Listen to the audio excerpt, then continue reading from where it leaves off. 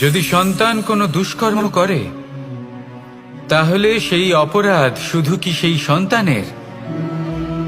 না, যদি সন্তান দুষ্কর্ম করে তাহলে অপরাধী তার মাতা পিতাও, যারা পুত্রমোহর কারণে সেই অনুচিত কাজে তাকে বাধা দেননি।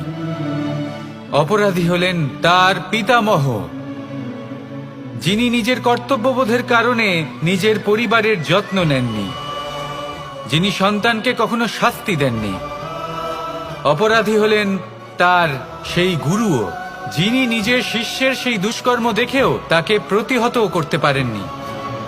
একজন হবু রাজার কর্তব্য হলো নিজের প্রজার কাছে সে যেন এক উদাহরণ প্রস্তুত করতে পারে, কিন্তু যদি এত অনুচিত উদাহরণ প্রস্তুত হয়ে থাকে তাহলে মা বাবার, বাড়ির বয়োজ্যেষ্ঠদের কর্তব্য হলো ওনারা যেন সেটা সেখানেই থামায়,